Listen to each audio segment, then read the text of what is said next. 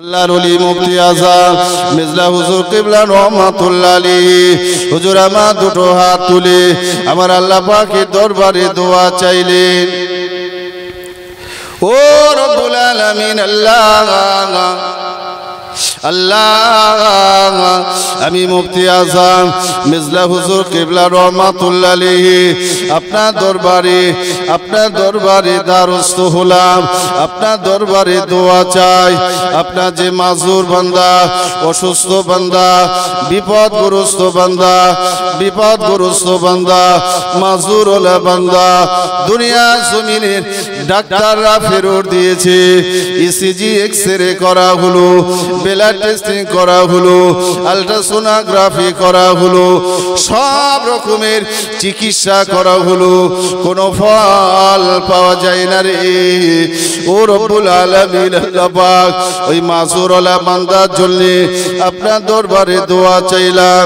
আপনি আমাকে ফিরিয়ে দেবেন না, আপনার দরবার থেকে মাহরুম করে দেবেন না।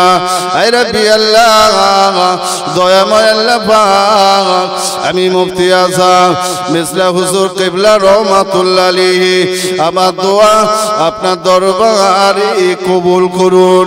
হুজুর দোয়া চাইলেন, চোখ দিয়ে পানি ঝরালেন, শিশু বাচ্চার মতো কাঁদলেন, ডুকরে ডুকরে কাঁদলেন। আল্লাহর ওলি মুফতি আযম মির্জা হুজুর কিবলা রহমাতুল্লাহ আলাইহি আল্লাহ দরবারে দোয়া চাওয়ার পর হুজুর আমার জানিয়ে দিলেন, ও বাবা কেঁদো না, আমি আল্লাহর ওলি, আল্লাহর দরবারে দোয়া চেয়েছি। আমি মুফতি আযম জানিয়ে দিলাম, আমার আল্লাহ পাক আমার দোয়া আমার আল্লাহ কবুল করে নিলেন। জোরে বলুন। মুফতি আযম হুজুর উনি স্পষ্ট জানিয়ে দিলেন যে আল্লাহ পাক আমার দোয়া কবুল করলেন। আমি সেখানে ছিলাম। যে সমস্ত ব্যক্তিবর্গ যারা এসেছিলেন একটু খুশি, একটু সন্তুষ্ট, ওনারা ভেবেই নিলেন হুজুরের দোয়া যদি কবুল হয় তো বাচ্চাটা আর অসুস্থ থাকবে না, সুস্থ হয়ে যাবে। যত সময় যায় ততটা আস্তে আস্তে ওই ছেলেটার উন্নতি হতে লাগলো। যত সময় যায় ক্রমান্বিত ছেলেটা পরিপূর্ণ আল্লাহ সুস্থ করে দিলেন। জোরে বলবেন না, আর একটু জান খুলে বলবেন না, সারিয়েছেন কে? আল্লাহ। এই বিশ্বাস আমাদের আছে। তবে হ্যাঁ, ওসিলা মুফতি আযম মির্জা হুজুর পীর কিবলার দোয়া। সারানোর মালিক মুফতি আযম হুজুর নন। মুফতি আযম হুজুরের ওসিলায় দোয়ার বিনিময় আল্লাহ পাক সুস্থ করলেন। তবে হ্যাঁ, যিনি যে বা যারা আল্লাহর হয়ে যান তাদের জবানের কথা মুহূর্তের মধ্যে আল্লাহ পাকের দরবারে মঞ্জুর হয়ে যায়। জোরে বলুন সুবহানাল্লাহ।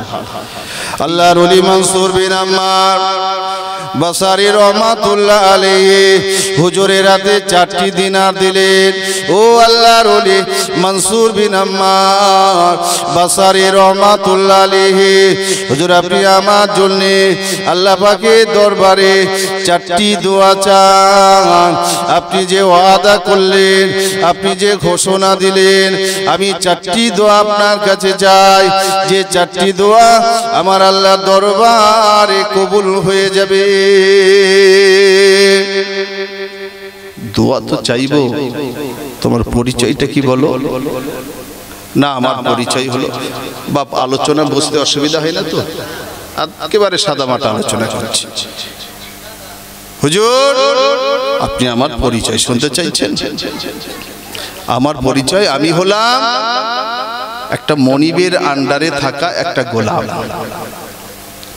নজওয়ান ছেলেটার হাতে একটা পট আছে, পানির পট। তোমার হাতে পটটা কিসের? হুজুর বেয়াদবি মাফ করবেন, এই পটটা এটা হলো শরাবের মদের পট। তবে এটা আমার নয়, আমার মনিবের। আমার মনিব হলো মদ্যপায়ী মাতাল। যে দিরহামটা আপনার হাতে দিলাম এটা আমার নয়, এটা আমার মনিবের।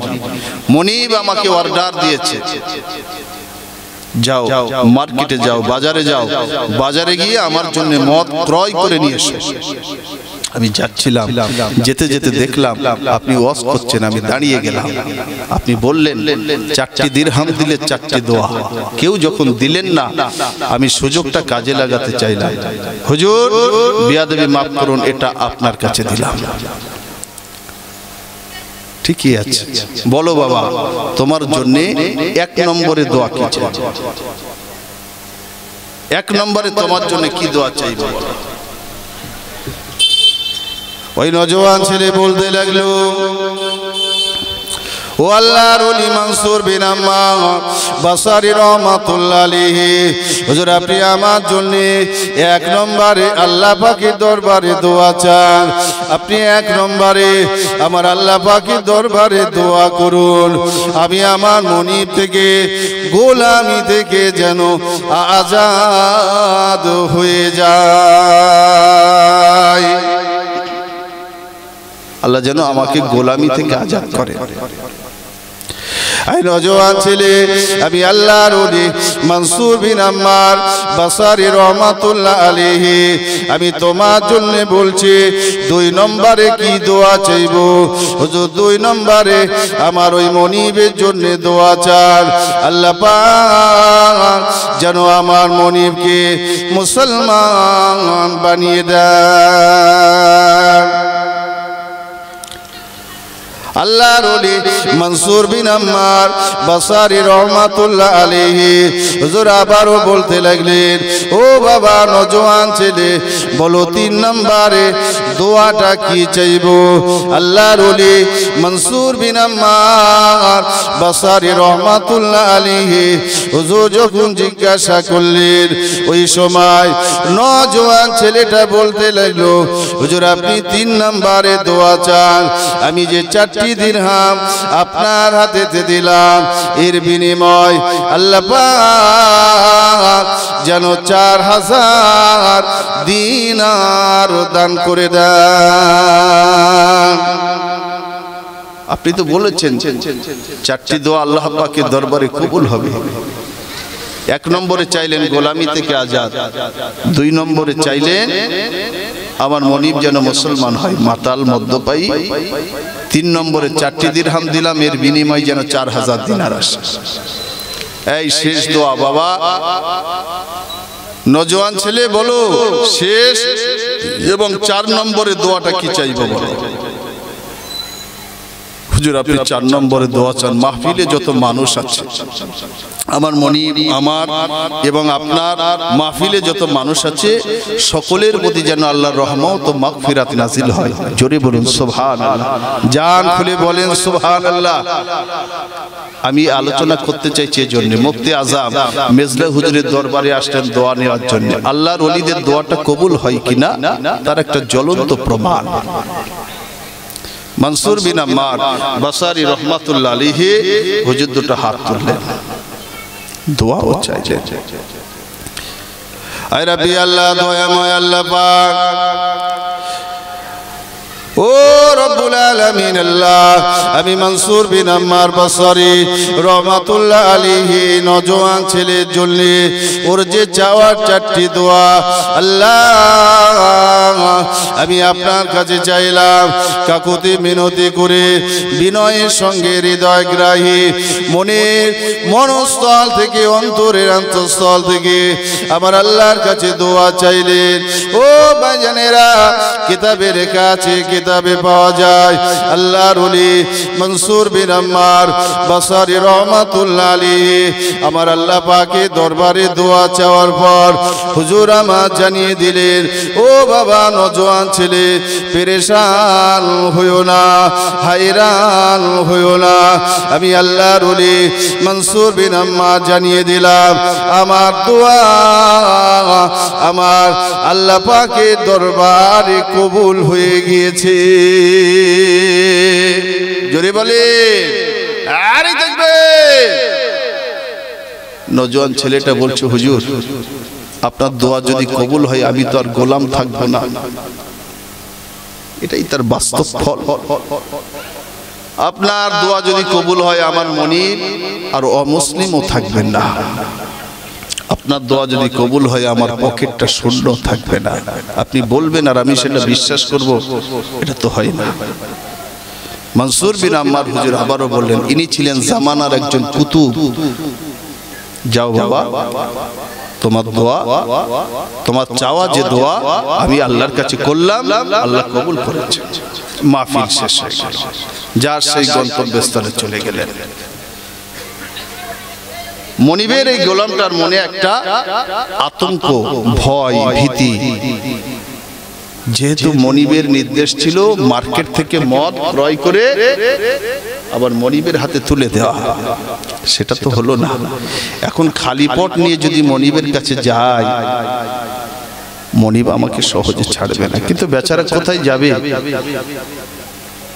টুকটুক টুকটুক করে অনেক বিলম্বে, অনেক দেরি হওয়ার পরেও মনিবের বাড়িতে, মনিবের ঘরেতে গেলে দূর থেকে মনিব দেখতে পেলেন। দূর থেকে দেখতে পেয়ে গোলামকে একটু কোমল স্বরে, নরম স্বরে ডাকলেন, এই আমার গোলাম, কি হলো গো, এত দেরি হলো কেন, কি হয়েছে তোমার? গোলাম ভাবছে না, আওয়াজটা যত কঠোর এবং কঠিন ছিল নরম হলো। তো আমার মনিব যখন জিজ্ঞাসা করলো, আমি বিষয়টা বলি। আয় আমার মনিব, আমি যাচ্ছিলাম, মনসুর বিন আম্মার হুজুর রস করছিলেন, আপনার দেওয়া টাকাটা দিলাম, আমি মদ নিয়ে আসতে পারি না। হুজুর বললেন চারটি দোয়া আমি চাই না। কি দোয়া চেয়েছো? না, এক নম্বরে আমার জন্য দোয়া চেয়েছি। তুমি এক নম্বরে তোমার জন্য কি দোয়া চেয়েছো বলো? কে জিজ্ঞাসা করছেন? মনিব। বাহ, এক নম্বরে তুমি কি দোয়া চেয়েছো? আল্লাহর ওলির কাছে। আয় আমার মনিব শোনেন, আমি এক নম্বরে দোয়া চাইলাম আমার জন্য। হুজুর আপনি আমার জন্য এক নম্বরে দোয়া চান, আল্লাহ পাক যেন আমাকে মনিব থেকে আজাদ করে দেন। ও ভাইজানেরা, ও আমার বাবাজি মুরব্বিয়ানেরা, ওই সময় যখন কিনা এই কথাটা বললেন, মনিবার বিলম্ব করলেন না। মনিবার বিলম্ব না করে ওই সময় বলতে লাগলেন, ও আমার গোলাম শোনো শোনো, ও আমার গোলাম শুনে রাখো। যখন আল্লাহর ওলি মনসুর বিন আম্মার বাসারি রহমাতুল্লাহ আলাইহি আল্লাহ পাকের দরবারে দোয়া চাইলেন, আমি আর বিলম্ব করব না, আমি আর দেরি করব না, আমি আমার তরফ থেকে তোমাকে গোলামি থেকে আজাদ করে দিলাম। জোরে বলুন, এক নম্বর দোয়া কবুল হলো। এই আমার আজাদি গোলাম, তুমি দুই নম্বরে কি দোয়া চেয়েছো বলো? হুজুর মানে দুই নম্বর দোয়াটা আপনার জন্য চাইলাম। আমার জন্য আবার কি চেয়েছো? আমার কিসের অভাব আছে? গাড়ি বাড়ি জমি জায়গা ঘর অর্থ সম্পদ কি না আমার আছে, কিসের অভাব আমার? তবু আপনার যেটা অভাব সেই দোয়া চেয়েছি। কি দোয়াটা বলো না, যাতে আপনি ইসলামটা কবুল করেন।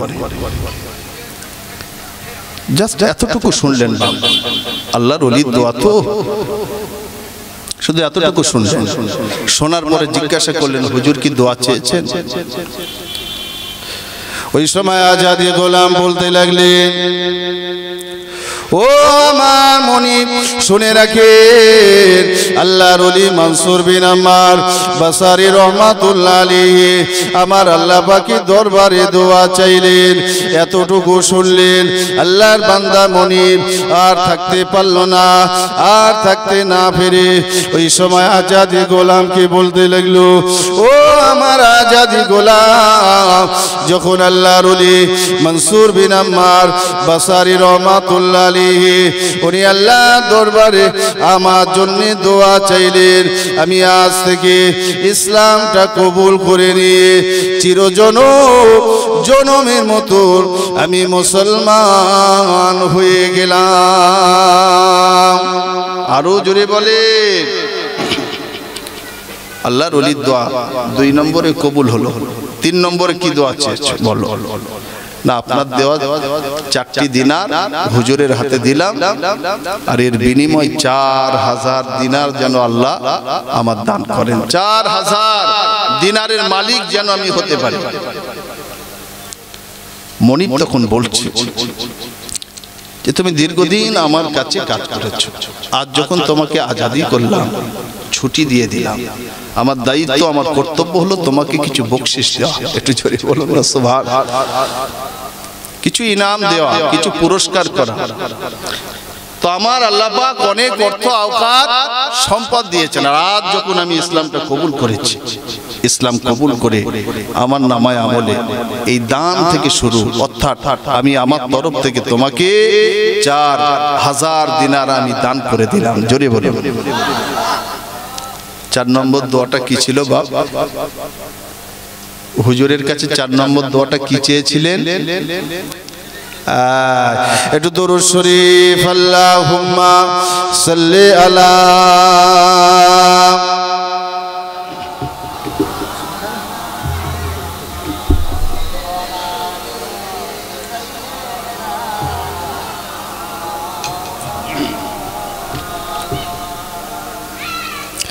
हमें जानो दिल से प्यारा मोहम्मद, मोहम्मद के हम है हमारा मोहम्मद, जो आँखों में आए तो कब तक रहेगा ये पर्दा हमारा तुम्हारा मोहम्मद। अल्लाहुम्मा सल्ली अला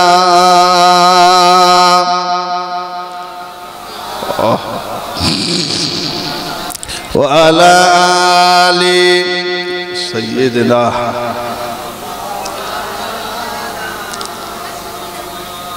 प्यारे हाजिराने मजलिस, 3টি দোয়া আল্লাহর দরবারে কবুল হয়েছে একেবারে হাতে নাতে প্রমাণ। 4 নম্বর, সকলের প্রতি যেন আল্লাহর রহমত ও মাগফিরাত নাযিল হয়। আল্লাহর বান্দা মনিব ও গোলাম দুজনে বলাবলি করছে, যেটা কি আল্লাহর দরবারে কবুল হলো কি হলো না, এটা বুঝবো কিভাবে, এটা জানবো কিভাবে? যে 3টি দোয়া একেবারে হাতে নাতে প্রমাণ, এটা তো আমরাই তার প্রমাণ। কিন্তু চতুর্থ 4 নম্বর দোয়াটা আল্লাহ কবুল করলেন কিনা, এটা বুঝবো কিভাবে? ভাই আমার, বাবাজি, মুরব্বিয়ানেরা আমার, কিতাবে লেখা আছে ওই সময় আসমানি থেকে একটা আওয়াজ হলো। ও ভাইজানেরা, আল্লাহর আসমান থেকে আসমানি আওয়াজ হলো, গায়েবী আওয়াজ হলো। ওই আওয়াজটা কি আওয়াজ? না আসমানি আওয়াজ ছিল এটা, ও আমার বান্দা মনিব শোনো, ও আমার বান্দা গোলাম শোনো।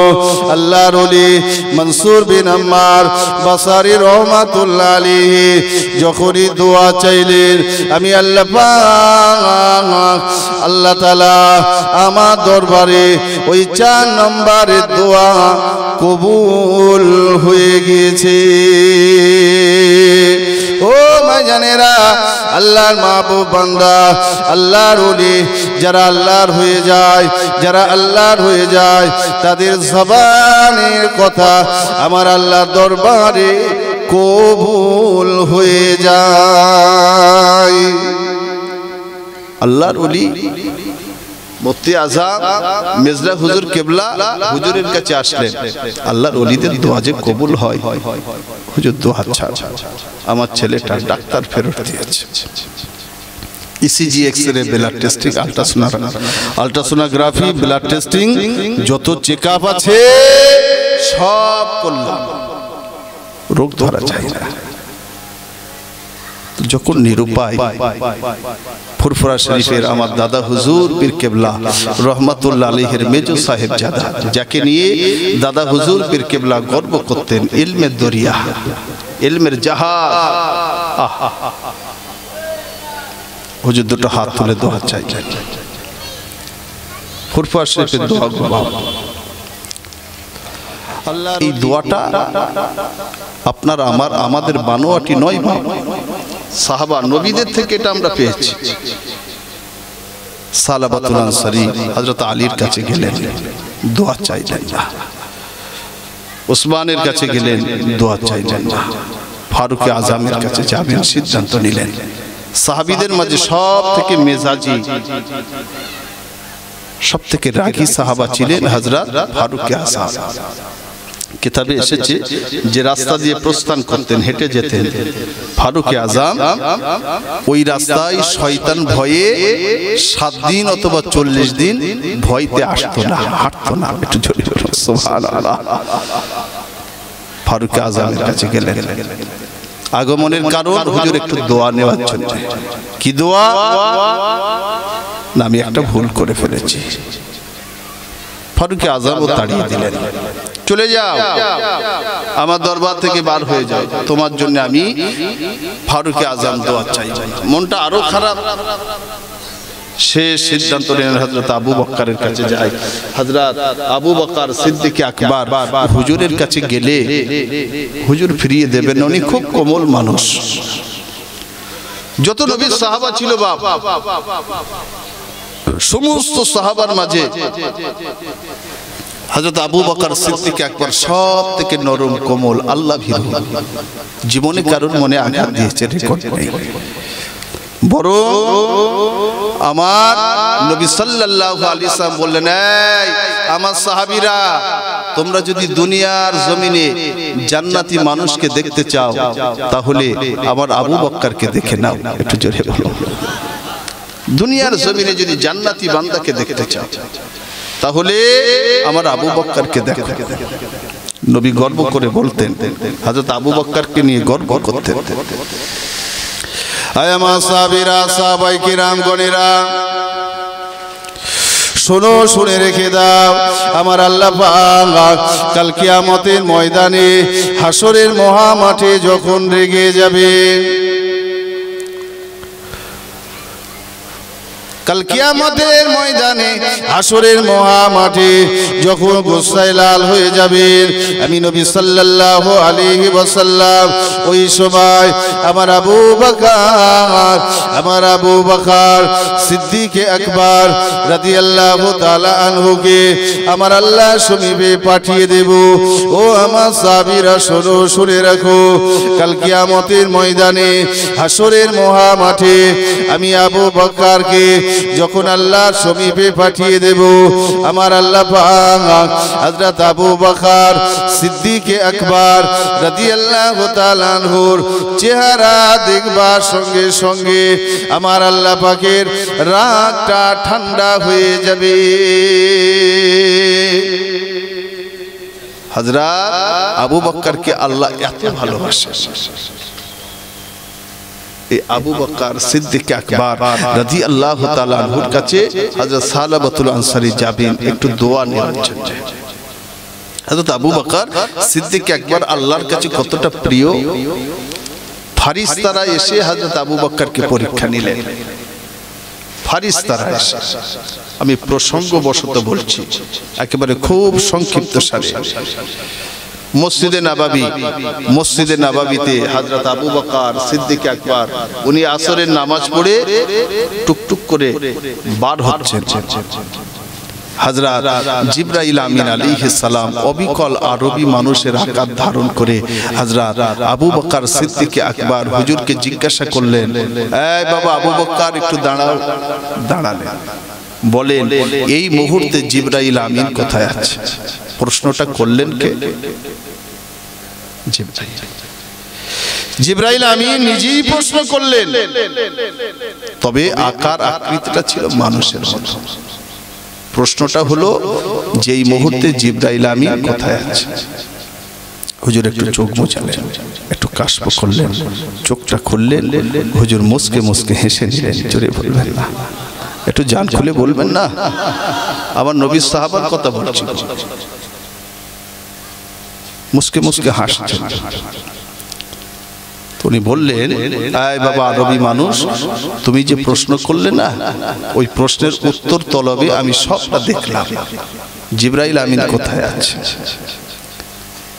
আমি হযরতে আবু বকর সিদ্দিক আকবর রাদিয়াল্লাহু তাআলা আনহু আমি জিবরাইল আমিন আলাইহিস সালামকে তলব করলাম।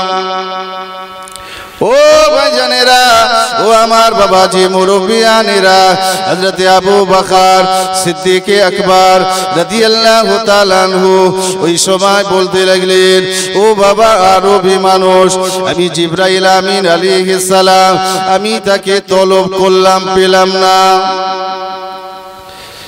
আমি পৃথিবীর তামাম দিক দিগন্ত দেখলাম, আমি পেলাম না।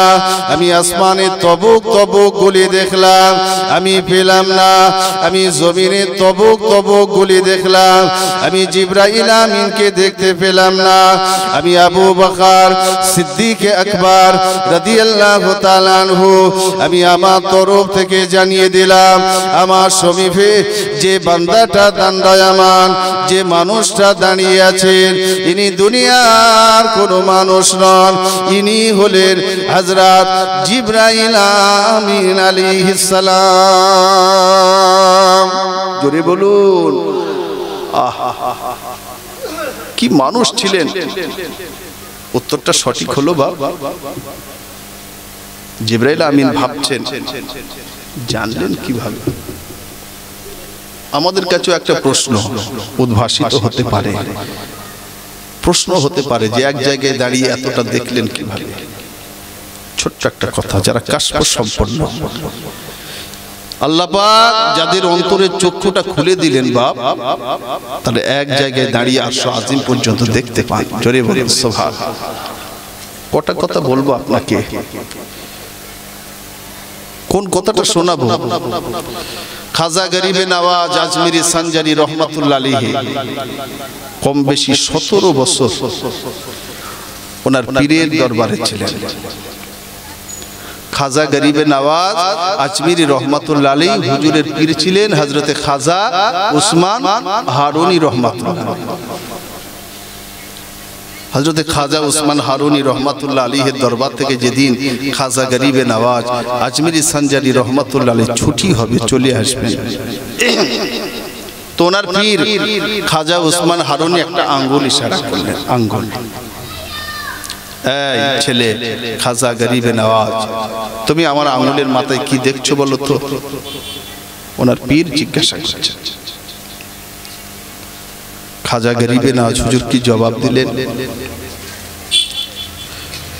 আল্লাহর ওলি খাজা গরিবে নওয়াজ আজমিরি সঞ্জারি রহমাতুল্লাহ আলাইহি হুজুর আমার জবাবে বললেন, ও আমার উস্তাদ, ও আমার মাশায়েখ, ও খাজা উসমান হারুনি রহমাতুল্লাহ আলাইহি, আমি আপনার ওই একটা আঙ্গুলের মাথায় আমি খাজা গরিবে নওয়াজ আজমিরি সঞ্জারি রহমাতুল্লাহ আলাইহি আমি আল্লাহ পাকের আরশ আজিম পর্যন্ত দেখতে লাগলাম।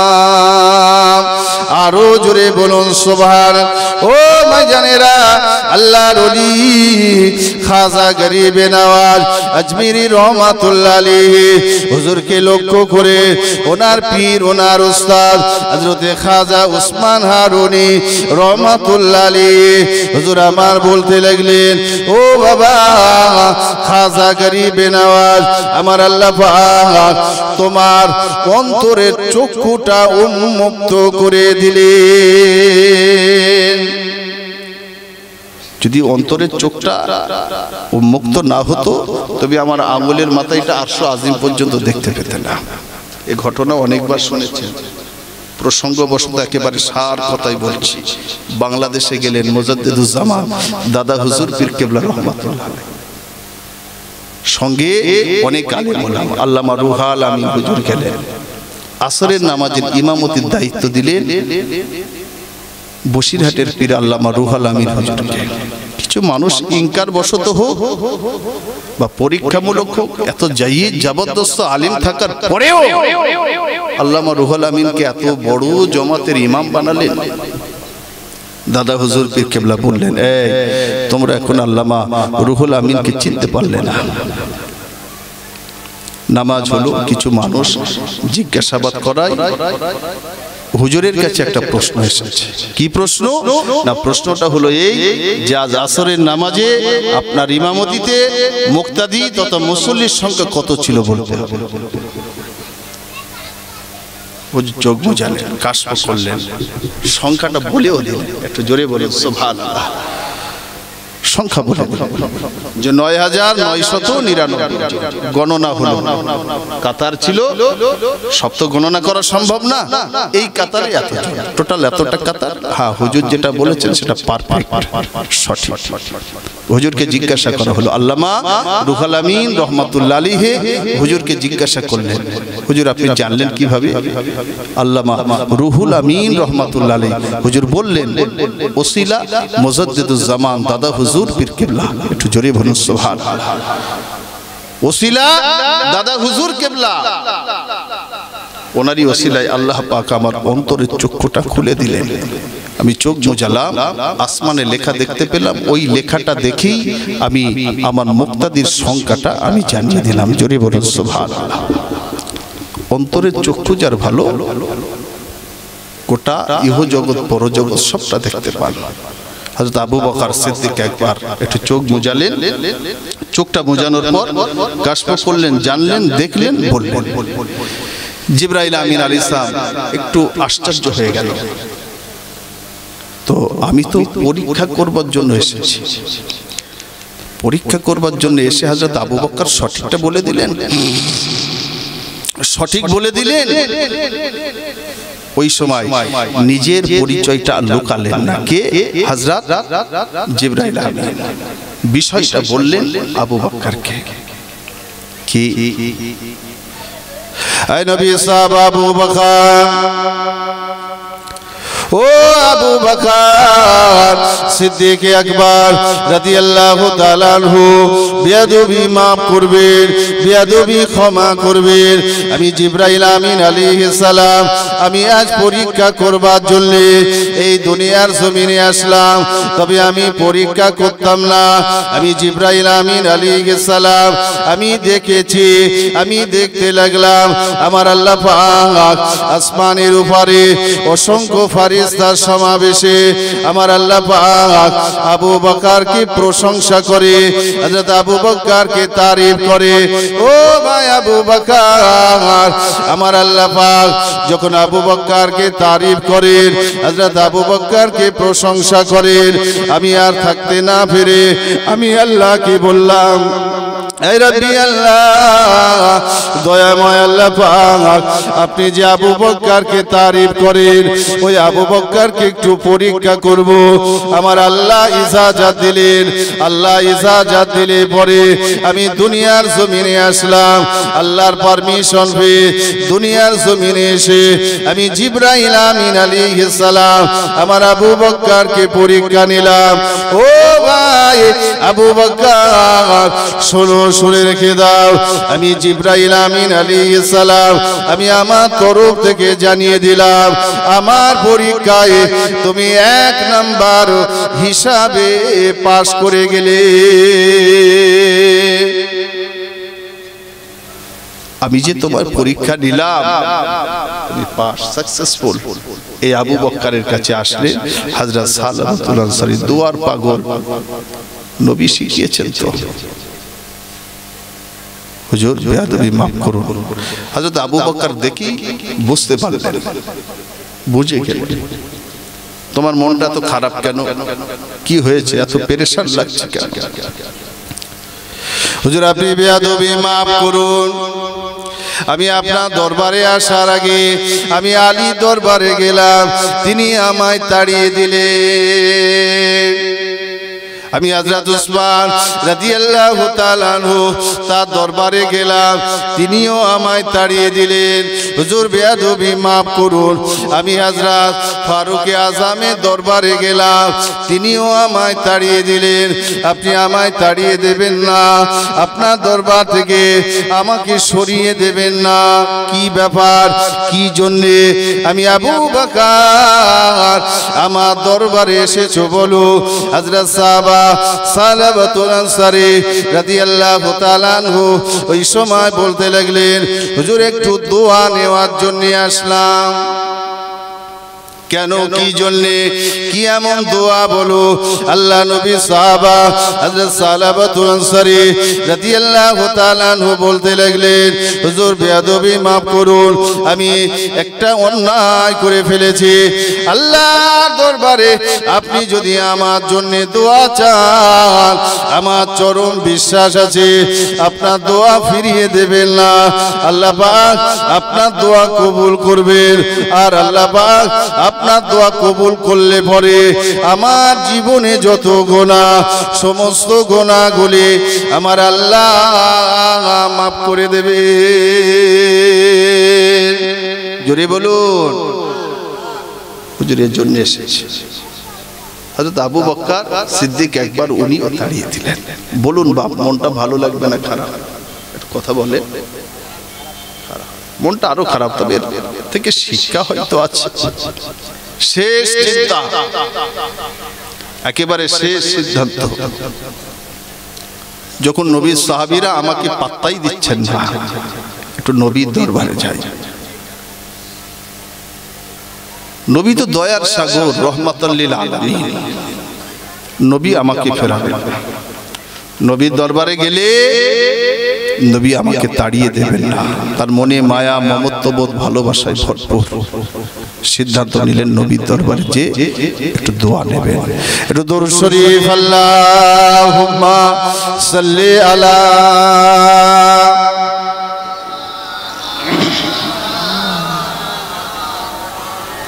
ওয়া আলা আলিহি সাইয়্যিদি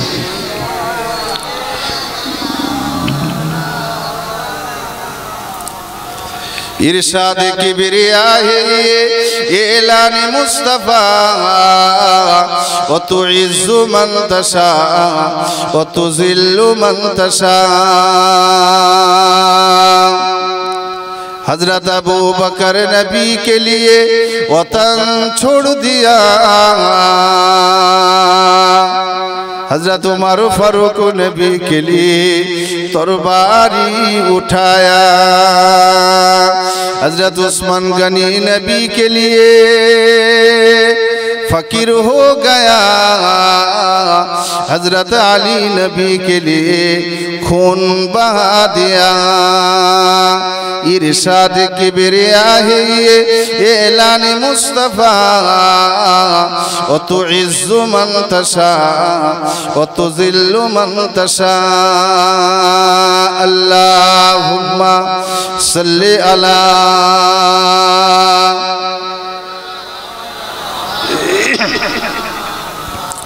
व अला आलि सय्यिदिना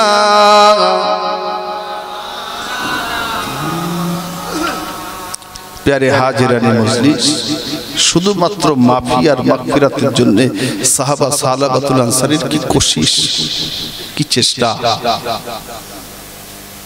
ताओ किताबोला लिखलेन जेटा भूल হয়েছে তথ্য রেকর্ড নেই সম্ভাব্য একটি ধারণামূলক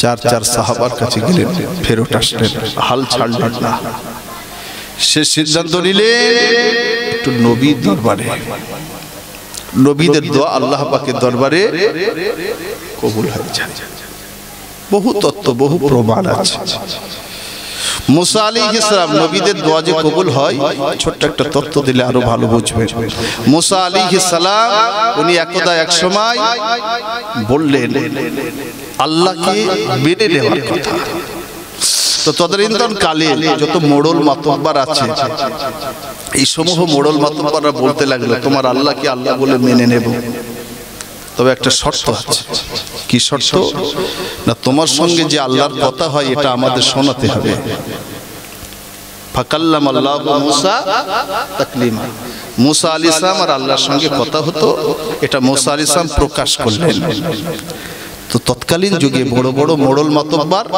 এরা একটা দাবি বা শর্ত রাখলো যে তোমার সঙ্গে আল্লাহর যে কথা হয় এটা যদি আমাদেরকে শোনাতে পারো তাহলে তোমার আল্লাহকে মেনে নেব मूसा আলাইহিস সালাম বললেন এটাতে কোনো অসুবিধা নেই চলো কোথায় যাবে না কোহে তুর পর্বতে কোহে তুর পর্বতে গেলে আমি मूसा আলাইহিস সালাম আল্লাহর সঙ্গে কথা বলবো তোমরা শুনবে 70 অথবা 80 জন এলাকার নেতৃত্ব স্থানীয় ব্যক্তিত্ব যারা মোড়ল মাতব্বার বিচারক এমন ব্যক্তিবর্গকে নিয়ে হযরত মুসা আলাইহিস সালাম গেলেন। মুসা আলাইহিস সালাম যাওয়ার পর আল্লাহর সঙ্গে যথারীতি কথা হলো। মুসা আলাইহিস সালাম ফেরত আসলেন। আল্লাহর সঙ্গে যে কথা হলো, এবারে তোমাদের শর্ত মাফিক আল্লাহকে আল্লাহ বলে মেনে, আমি মুসা আলাইহিস সালাম আমাকে নবী বলে মেনে মুসলমান হয়ে যাও। 70 অথবা 80 জন মানুষ এরা বলছে, তুমি যে আল্লাহর সঙ্গে কথা বলেছো এটা আমরা বুঝবো কিভাবে? কথাটা বোঝা গেল? ওটা তো কোনো ফারিস্তার কথা হতে পারে, ওটা কোনো জিনের কথা হতে পারে, কিংবা তোমার কারিশমা জাদু হতে পারে। আওয়াজ আমরা একটা পেলাম, এটা ঠিকই, কিন্তু ওটা যে আল্লাহর কথা, এটা আমাদের একটু সন্দেহ আর সংশয়। মুসা আলাইহিস সালাম কষ্ট পেলেন। এই সমস্ত মোড়ল মাতব্বার এদের তরফ থেকে আবার পুনরায় দাবি করা হলো, বলা হলো যে যত সময় পর্যন্ত প্রকাশ্যে আল্লাহকে না দেখছি আল্লাহকে মেনে নেব না। মুসা আলাইহিস সালাম বললেন, এটা সম্ভব না। আমি নবী হয়ে আল্লাহকে দেখতে চাইলাম, সেটা আমার পক্ষে সম্ভব নয়। এই আলোচনা অনেকবার শুনেছেন, আমি আর লম্বা করতে চাই না। তাহলে আমি মুসা আলাইহিস সালাম, আমি আল্লাহকে বলেছিলাম, আল্লাহ আমি আপনার দিদার চাই। যদি আমার পক্ষে সম্ভব না হয়, তোমাদের পক্ষে সম্ভব হবে না। আর এদের দাবি হলো, যত সময় পর্যন্ত প্রকাশ্যে আল্লাহকে না দেখব তত সময় পর্যন্ত আল্লাহকে আল্লাহ বলে মেনে নেব না। মুসা আলাইহিস সালাম নারাজ। আল্লাহর পক্ষ থেকে একটি লানাত হলো। এই লানাতের ফলে মুসা আলাইহিস সালামের সঙ্গে 70 অথবা 80 জন মানুষ কোহে তুর পর্বতে গেলেন। এরা সকলে মারা গেলেন, ইন্তেকাল হলেন। বলুন না ইন্না লিল্লাহি ওয়া ইন্না ইলাইহি রাজিউন। হায়াতে আছেন হযরত মুসা আলাইহিস সালাম। মুসা আলাইহিস সালাম আরো পেরেশান, আরো চিন্তায় পড়ে গেলেন। কি চিন্তা? না, চিন্তা হলো এই, আমি এলাকা থেকে মহল্লা থেকে এদেরকে ডেকে নিয়ে আসলাম, এখন এদেরকে রেখে এদেরকে ফেলে যদি আমি একাকী আমার মহল্লায় আমার এলাকায় চলে যাই, তাহলে এলাকার মানুষগুলো আমাকে ভেবেই নেবে যে এলাকার নেতৃত্ব স্থানীয় ব্যক্তিবর্গকে হযরত মুসা আলাইহিস সালাম কিডন্যাপ করেছে, কিংবা মেরেছে, মার্ডার করে দিয়েছে, ইত্যাদি ইত্যাদি। মুসা আলাইহিস সালাম একাও আসতে চাইছেন না। একা গেলে একটা বিপদের সংকেত। শেষবেশ মুসা আলাইহিস সালাম ভাবলেন যে এদেরকে না নিয়ে গেলে তো আমার পরিস্থিতিটা ভালো হবে না। কোহে তুর পর্বতে মুসা আলাইহিস সালাম দুটো হাত তুলে আল্লাহর কাছে নিজের অভাবের কথা, অভিযোগের কথা, সমস্যার কথাটা জানালেন। আল্লাহ, এদেরকে রেখে যদি আমি চলে যাই তাহলে মহল্লার মানুষ আমাকে ভালো মনে মেনে নেবে না। সূরাতুল বাকারার মাঝে আসলো, কোয়ে তুর পর্বতে দাঁড়িয়ে দাঁড়িয়ে বাবা আল্লাহ নবী মুসা আলাইহিস সালাম দুটো হাত তুলে দোয়া চাইলেন, এই রাব্বি আল্লাহ, দয়াময় আল্লাহ পাক, যে সমস্ত বান্দাগুলো এরা ইন্তেকাল হয়ে গেছে, এরা মারা গেছে, সুম্মা বাসনাকুম মিন বাদি মাউতিকুম লাআল্লাকুম তাশকুরুন। ও আমার ভাইজানেরা, আমার আল্লাহ পাকের দরবারে হযরত মুসা আলাইহিস সালাম দোয়া চাইলেন, দোয়া চাইলেন। আল্লাহ পাকের দরবারে হযরত মুসা আলাইহিস সালামের দোয়া কবুল হয়ে গেল।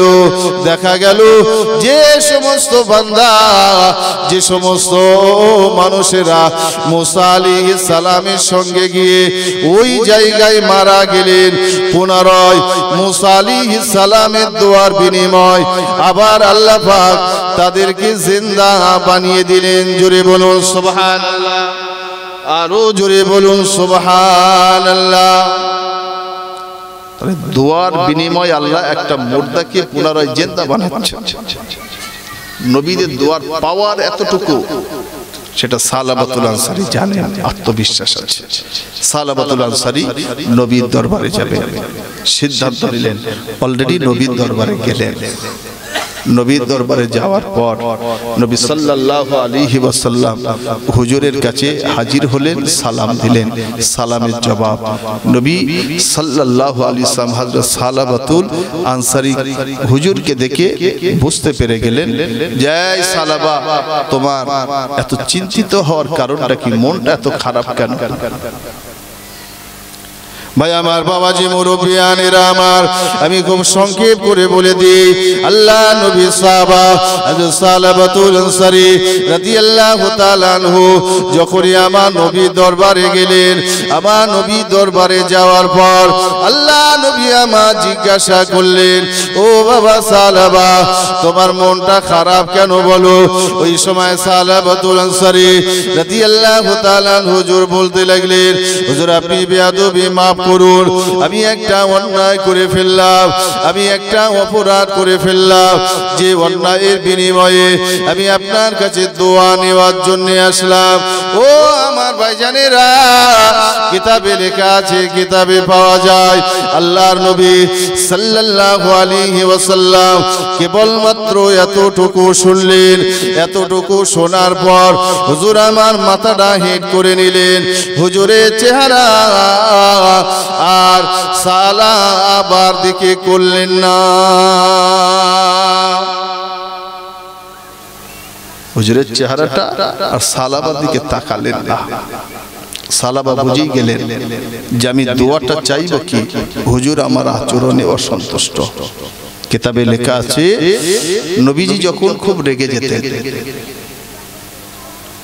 শরীরের রংটা চেঞ্জ হয়ে যেত, শরীরের রংটা পরিবর্তন হয়ে যেত। সালাবাতুল আনসারী রাদিয়াল্লাহু তাআলা উনি চেহারা মোবারক দেখেই বুঝে নিলেন যে হুজুর আমার প্রতি রেগে গেলেন। সালাবাতুল আনসারী উনি বুঝেই নিলেন যে হুজুর আমার উপর গুসায় লাল হয়ে গেলেন, আর কোনো কথা বললেন না, দোয়াও চাইলেন না। সালাবাতুল আনসারীর মনটা আরো খারাপ হয়ে গেল। ভাই আমার, বাবাজি, মুরব্বিয়ানেরা আমার, আল্লাহ নবী সাহাবা হযরত সালাবাতুল আনসারী রাদিয়াল্লাহু তাআলা আনহু হুজুর আমার মনটা খারাপ। এখন হুজুর করবেন কি? হুজুর কি সিদ্ধান্ত নেবেন? সাহাবাদের দরবারে গেলেন, হুজুরকে তাড়িয়ে দেওয়া হলো, হুজুরকে মাহরুম করে দেওয়া হলো। আল্লাহ নবী সাহাবা হযরত সালাবাতুল আনসারী রাদিয়াল্লাহু তাআলা আনহুর জন্য দোয়া চাইল না। আল্লাহ নবী দরবারে গেলেন, আল্লাহ নবীও দোয়া করলেন না।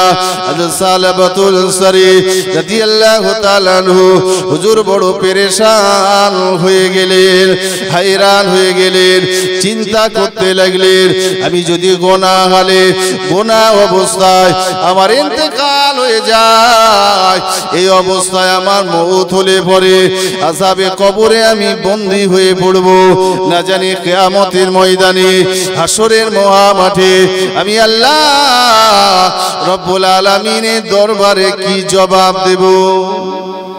চিন্তা করছেন।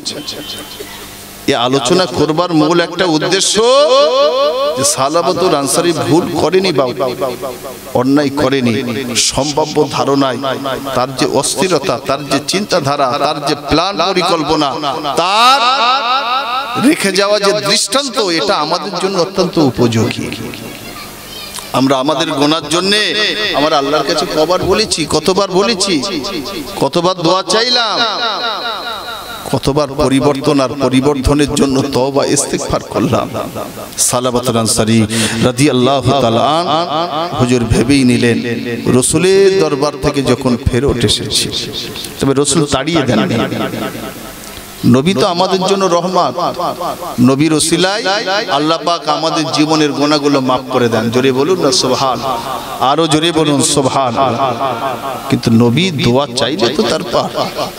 আচ্ছা বাপ, নবীর ওসিলায় যে গুনাহ মাফ হয়, এটাতে আপনাদের কারো সন্দেহ আছে কি? নবী আমাদের জন্য রহমত। একজন আরবি মানুষ নবীর সন্ধানে এলেন মদিনার জমিনে। সাহাবীদের জিজ্ঞাসা করছেন নবী কোথায়? কিতাবওয়ালা লিখলেন যে মাত্র সপ্তাহখানিক হলো নবী ওফাত হলেন।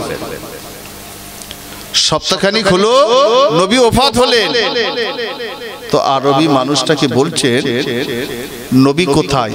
দেখা হয়ে গেল হযরত আলী রাদিয়াল্লাহু তাআলা আনহুর সঙ্গে। হযরত আলী রাদিয়াল্লাহু তাআলা উনি সরাসরি নবীর মাজারকে দেখিয়ে দিলেন যে নবীর সঙ্গে যদি মোলাকাত করতে চাও নবীর মাজারে চলে যাও।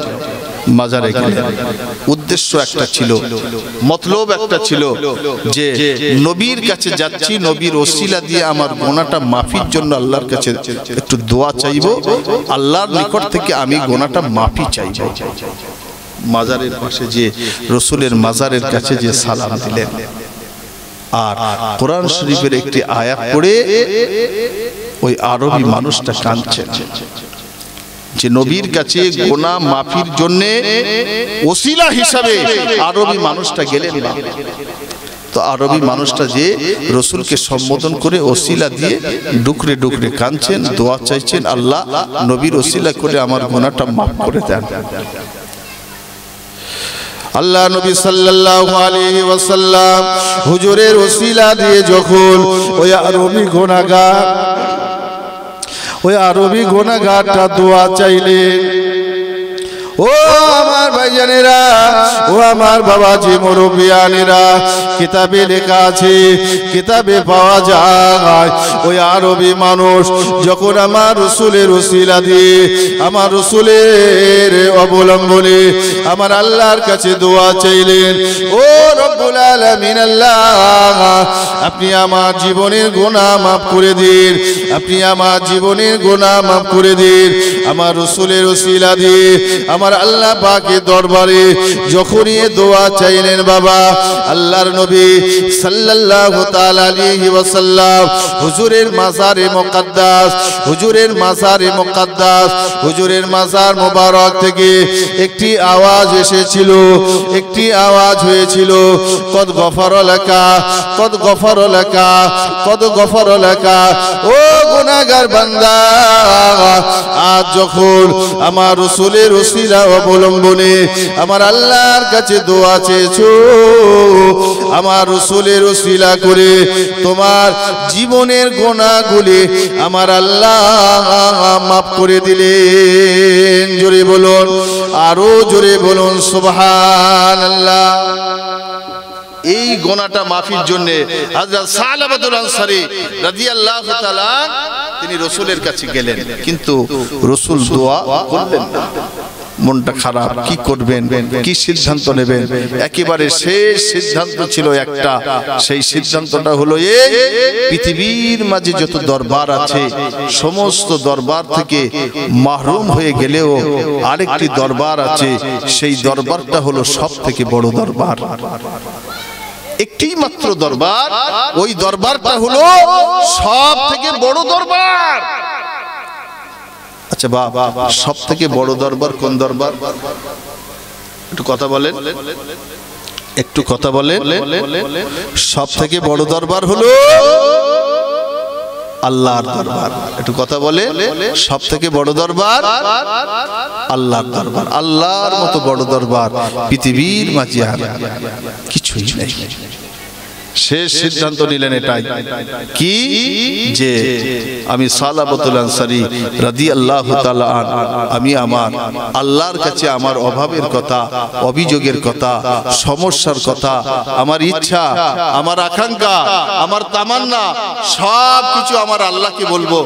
যখন আমার ভাই নবীর সাহাবা তাদের থেকে আমি প্রত্যাখ্যাত হয়েছি, প্রত্যাখ্যান হয়েছি, শেষবারের মতো আমি আল্লাহর কাছে চাইবো, আল্লাহ চাইলে আমার জীবনের গুনাহটা মাফ করে দেবেন। জোরে বলুন, একটু জান খুলে বলুন, আরো জোরে বলে দরুদ শরীফ, আল্লাহুম্মা সাল্লি আলা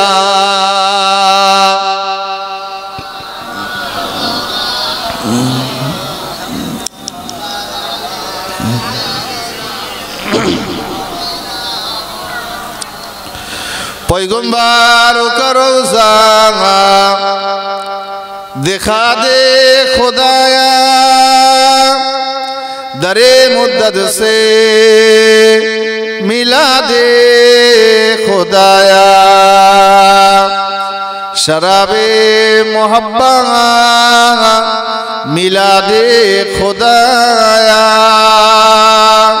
পয়গম্বর কা রওজা দেখা দে খোদায়া আল্লাহুম্মা সাল্লি আলা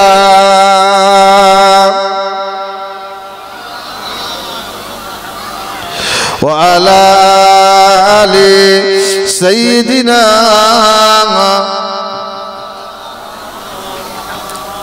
প্যারে হাজিরানে মজলিস, হযরত সালাবাতুল আনসারী শেষবারের মতো একটা সিদ্ধান্ত নিলেন। সিদ্ধান্তটা কি? যে আমি আল্লাহর কাছে পানাহ চাইব, আল্লাহর কাছে দোয়া চাইব, আল্লাহর কাছে তওবা ইস্তিগফার করব। ঘর বাড়ি ছেড়ে একটা নীরব জায়গাকে বেছে নিলেন। নীরব জায়গা, একটা পাহাড়ের পাদদেশ, গিরি সংকট, এমন একটা নির্জন জায়গাকে বেছে নিয়ে নির্বাচন করে নিয়ে ওই জায়গায় বসে বসে আল্লাহর কাছে কাঁদছে, রোনাজারি করছে, রোদনদারি করছে, তওবা ইস্তিগফার করছে। নবীর একটা সাহাবা আবারও বলছে ভুল করেছেন, রেকর্ড নাই, সম্ভাব্য ধারণায় যেটা আমার একটা ভুল হয়ে গেছে, এটা আমার ভুল হয়ে গেছে, এই ভাবনাই হুজুর কাঁদছে। একদিন, দুদিন, 3 দিন, 5 দিন, 7 দিন, এভাবে দিনের পর দিন চলে যায়, কেঁদেই যাচ্ছেন।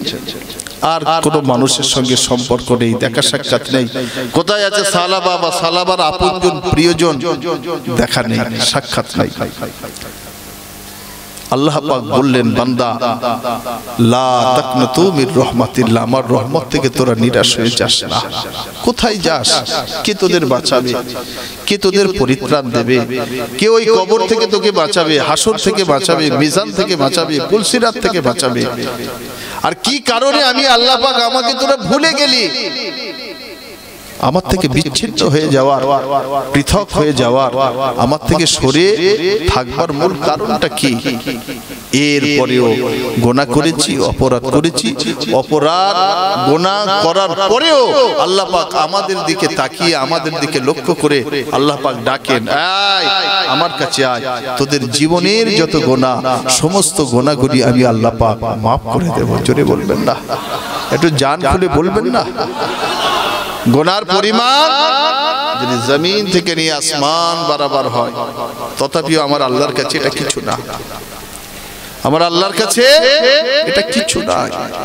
মুহূর্তের মধ্যে জীবনের যত গুনাহ সব আল্লাহ মাফ করতে পারেন, কিন্তু শর্ত হলো খালেস নিয়ত নিয়ে, ইখলাস নিয়ত নিয়ে আমাদের পরিবর্তন হতে হবে। আল্লাহ ডাকেন, কুলিয়া ইবাদিয়াল্লাযীনা আসরাফু, এখানে কেবলমাত্র গুনাহগারকে লক্ষ্য করে আমার আল্লাহ পাক ডাকলেন।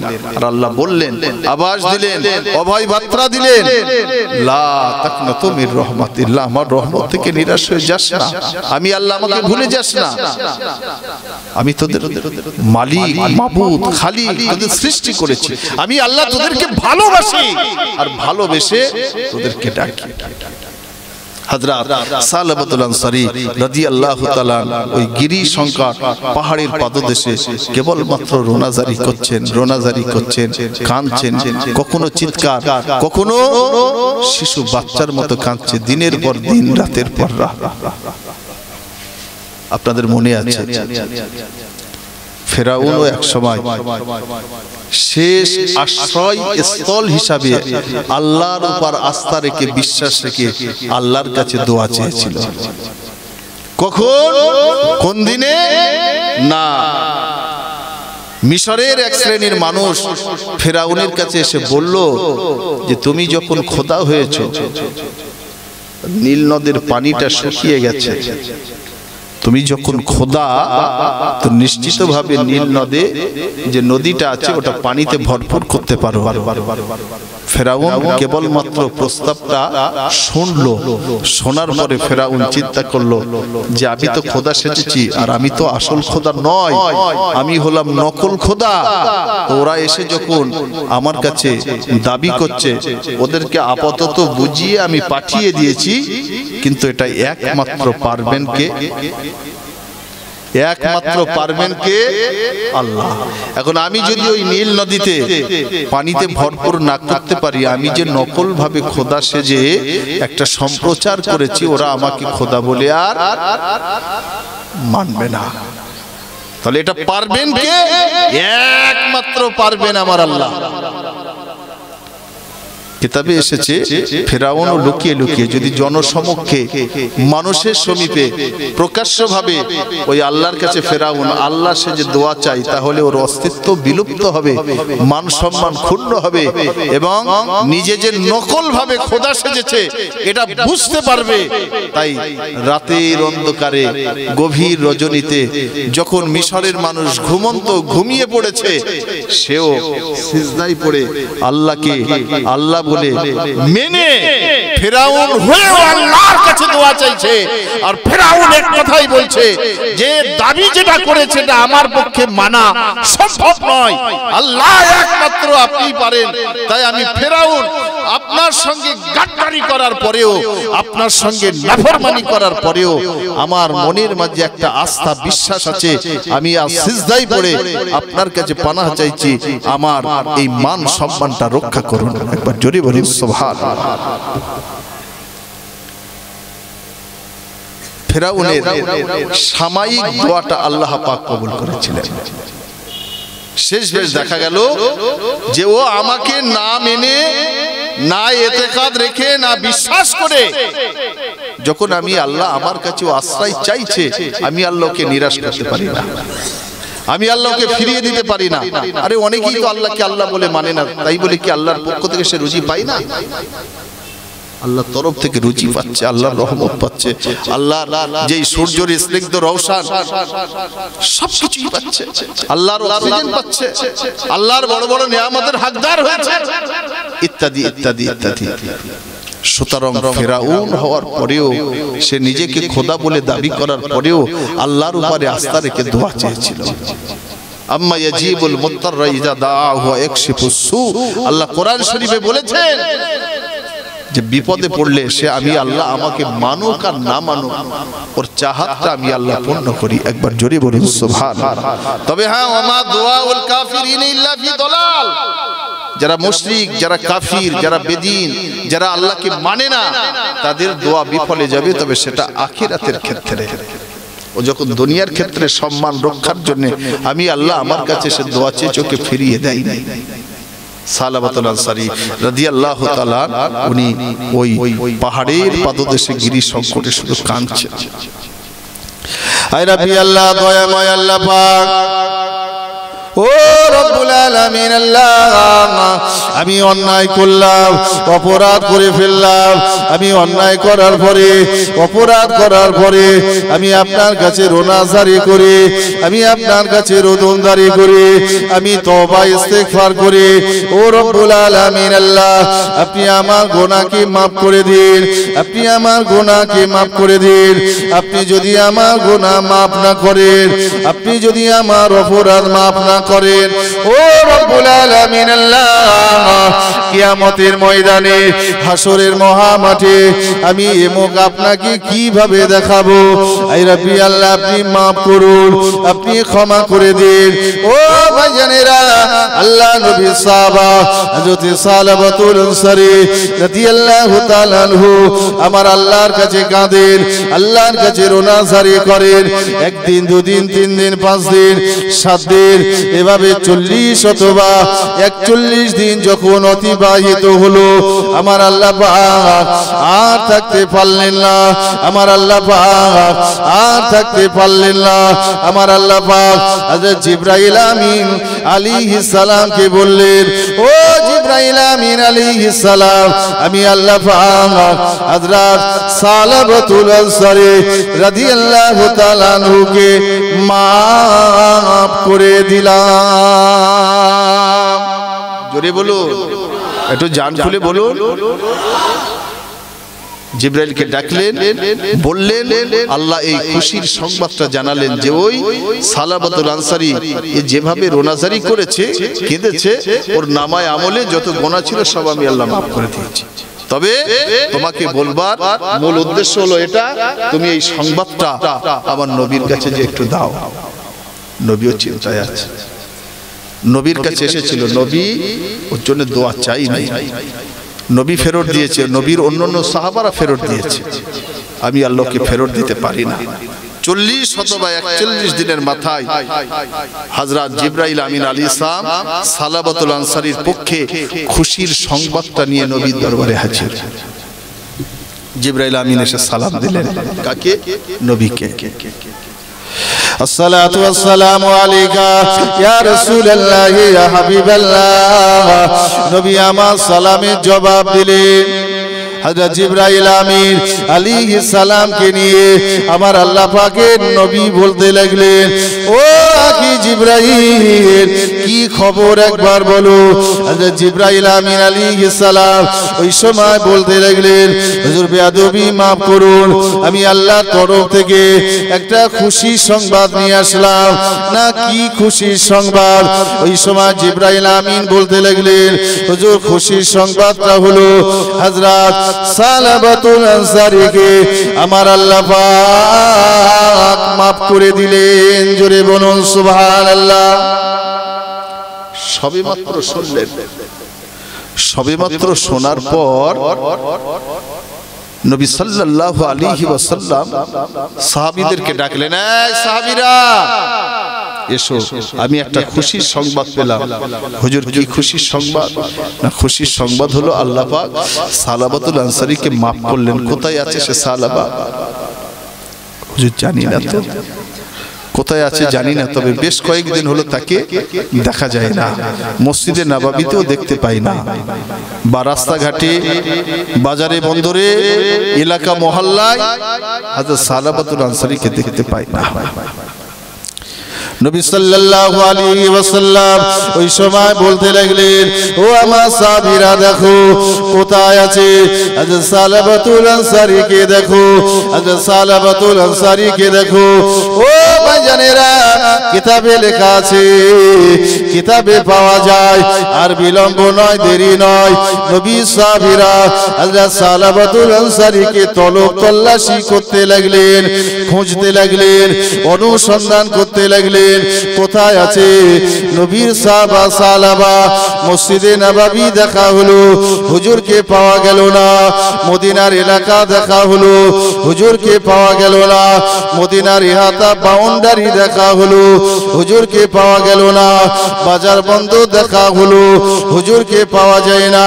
ও ভাইজানেরা, আল্লাহ নবী সাহাবা হযরত সালাবাতুল আনসারী রাদিয়াল্লাহু তাআলা আনহু হুজুরকে বাজারে, বন্দরে, এলাকা, মাঠে, ময়দানে, সর্বত্র এলাকা মহল্লায় সর্বদিকটা খোঁজা হলো। আল্লাহ নবী সাহাবা হযরত সালাবাতুল আনসারী রাদিয়াল্লাহু তাআলা আনহু হুজুরকে পাওয়া যায় না। সাহাবীরা একটু পেরেশান হলেন, যেহেতু নবী বলেছে। অনেক খোঁজাখুঁজি করার পর হযরত ফারুক আযম রাদিয়াল্লাহু তাআলা, হযরত ওমর ফারুক, উনি সর্বত্র সর্ব জায়গায় এলাকার মানুষকে জিজ্ঞাসা করলেন, আমাদের সালাবাতুল আনসারীকে কি দেখেছো? আরবি একটা মানুষ, ইনি বলতে লাগলেন, কি? আমরা যখন গভীর রাত হয় একটা কান্নার আওয়াজ পাই এই পাহাড়ের পাদদেশ থেকে। যখন গভীর রাত হয় পাহাড়ের পাদদেশ থেকে একটা কান্নার আওয়াজ পায়। হযরত ফারুক আযম রাদিয়াল্লাহু তাআলা হুজুর বুঝিয়ে নিলেন উনি অন্য কেউ নন, উনি হলেন হযরত সালাবাতুল আনসারী। একবার জোরে বলুন সুবহানাল্লাহ। রাতেই গেলেন পাহাড়ের পাদদেশে, হ্যাঁ, কান্নার আওয়াজ। কাছাকাছি গেলেন, খুঁজে পেয়েও গেলেন। হযরত ফারুক আযম খুশির সংবাদটা দিলেন, ও ভাই সালাবা, ও সালাবাতুল আনসারী, আর কেঁদো না, আর নাজারি করো না। নবী সাল্লাল্লাহু আলাইহি ওয়াসাল্লাম আমাদেরকে পাঠিয়ে দিলেন, ও ভাই সালাবা চলো চলো নবী দরবারে চলো মসজিদে নববীতে চলো চলো চলো মসজিদে নববীতে চলো নবী সাল্লাল্লাহু আলাইহি ওয়াসাল্লাম তিনি আমাদের পাঠিয়ে দিলেন শোনো শুনে রেখে দাও আমার আল্লাহ পাক তিনি জিবরাইল আমিন আলাইহিস সালামের মাধ্যমে নবী সাল্লাল্লাহু আলাইহি ওয়াসাল্লাম তার নিকট এই সংবাদ দিয়ে দিয়েছেন আমার আল্লাহ পাক তোমার জীবনের যত গুনাহ সমস্ত গুনাহগুলি আল্লাহ পাক maaf করে দিলেন জোরে বলুন সুবহানাল্লাহ আরো জোরে বলুন সুবহানাল্লাহ চলো আর দেরি নয় হযরত সালাবাতুল আনসারী ওই মাথাটা হেড করলেন কাঁদছেন চোখ ভরা পানি নিয়ে বলছেন আমি এই মুখটা নবী সাল্লাল্লাহু আলাইহি ওয়াসাল্লামকে দেখাবো না আমি হুজুরের কাছে গিয়েছিলাম আমি আপনার কাছেও গিয়েছিলাম তাড়িয়ে দিলেন আমি একটা পথ বেছে নিয়েছি তওবা ইস্তিগফার দোয়া আমি এই চেহারাটা হুজুরকে কি করে দেখাই হুজুর বলেছেন আর বিলম্ব নয় চলো হযরত ফারুক আযম রাদিয়াল্লাহু তাআলা সালাবাতুল আনসারীকে নিয়ে সম্মানের সঙ্গে সম্বোধন করে মসজিদে নববীতে নিয়ে হাজির করলেন এমন একটা সময় হাজির হলেন যে সময় মসজিদে নববীতে ফজরের ওয়াক্ত ফজরের নামাজের ইমামতি করছেন স্বয়ং নবী মুহাম্মদুর রাসূলুল্লাহ একবার জোরে বলুন সুবহানাল্লাহ এক রাকাত হলো মসজিদে নববীতে দ্বিতীয় রাকাতে সালাবাতুল আনসারী জয়েন্ট হলেন যুক্ত হলেন দুই রাকাত সম্পন্ন হলো বাকি রয়ে গেল আরো এক রাকাত কার হযরত সালাবাতুল আনসারী নবী সাল্লাল্লাহু আলাইহি ওয়াসাল্লাম যখন সালাম ফিরালেন আসসালামু আলাইকুম ওয়া রাহমাতুল্লাহ আসসালামু আলাইকুম ওয়া রাহমাতুল্লাহ মসজিদে নববীতে হযরত সালাবাতুল আনসারী রাদিয়াল্লাহু তাআলা হুজুর আমার ইন্তেকাল করলেন বলুন না ইন্না লিল্লাহি সবাই বলেন ইন্না লিল্লাহি ওয়া ইন্না ইলাইহি রাজিউন নামাজ শেষ একটা ছোট্ট বালক বাচ্চা ছেলে সে কাঁদছে রোনা জারি করছে নবী সাল্লাল্লাহু আলাইহি ওয়াসাল্লাম বললেন বাবা তুমি কাঁদছো কেন কি হলো তোমার ও আমার ভাইজানেরা ও আমার মুরব্বিয়ানেরা মসজিদে নববীতে নবী সাল্লাল্লাহু আলাইহি ওয়াসাল্লাম ওই বালক বাচ্চা ছেলের দিকে লক্ষ্য করে বলতে লাগলেন ও বাবা বালক বাচ্চা ছেলে তুমি কেঁদো না রোনাজারি করো না তুমি কাঁদো কেন কি হলো বলো ওই সময় বালক বাচ্চা ছেলেটা আল্লাহ নবী সাল্লাল্লাহু আলাইহি ওয়াসাল্লাম হুজুরকে বলতে লাগলেন হুজুর আমি এই জন্য কাঁদি মসজিদে নববীতে যে সাহাবা ইন্তেকাল হয়ে গেলেন উনি অন্য কেউ নয় উনি হলেন আমার আব্বা জান আমি আজ আব্বা হারা হয়ে গেলাম আমি আজ এতিম হয়ে গেলাম আমি এতিম হয়ে যাওয়ায় আব্বা হারা হয়ে যাওয়ায় আমি এভাবে রোনাজারি করতে লাগলাম ও ভাইজানেরা আল্লাহ নবী সাল্লাল্লাহু আলাইহি ওয়াসাল্লাম ওই সময় বলতে লাগলেন ও বাবা কেঁদো না রোনাজারি করো না আমি নবী সাল্লাল্লাহু আলাইহি ওয়াসাল্লাম আমি যদি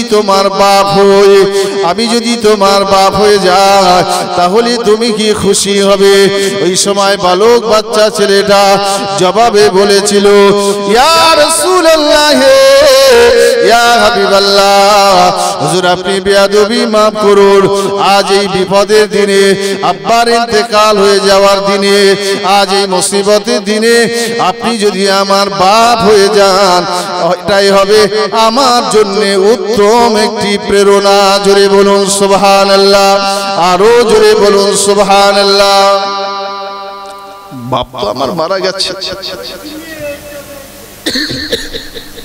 এটা আমার জন্য অত্যন্ত বেদনা তবে আজকের এই বেদনার দিনে কষ্টের দিনে আপনি যদি আমার বাপের মতন হন এটাই হবে আমার জন্য একটা প্রেরণা এটাই হবে আমার জন্য একটা সান্ত্বনা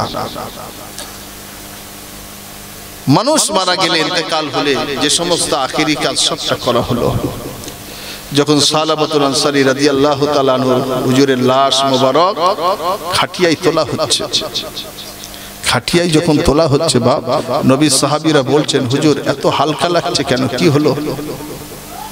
আমরা দেখলাম অন্যান্য লাশ মোবারক, অন্যান্য সাহাবী ভাইদের লাশ আমরা আমাদের কাঁধে বহন করেছি, কিন্তু একটা ভারী ছিল, একটা ওয়েট ছিল।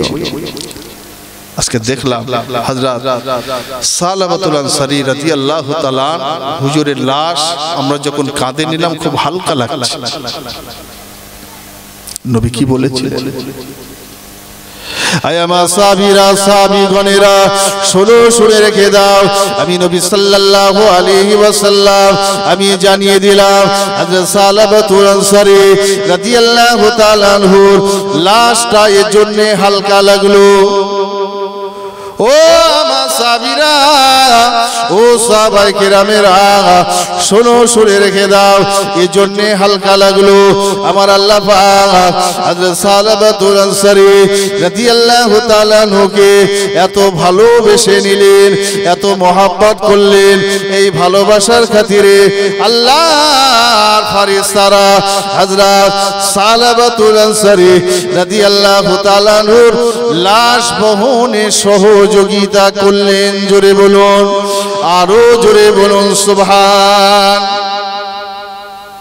নবী সাহাবা সালাবাতুল আনসারী দুনিয়ার জমিনে থেকে গুনাহ মাফির জন্য আল্লাহর দরবারে এত রোনাজারি করেছেন, এত কেঁদেছেন, যার ফলে আমার আল্লাহ পাক জীবনের গুনাহ তো মাফ করেছেন, জান্নাতি হিসাবে কবুলও করেছেন, এবং এনার লাশ মোবারকটা কবরস্থানে নিয়ে যাওয়ার সময় আল্লাহর রহমতের ফেরেশতারা তারাও সহযোগিতা করছেন। জোরে বলুন সুবহানাল্লাহ। এই আলোচনা থেকে আমরা কি শিক্ষা পেলাম?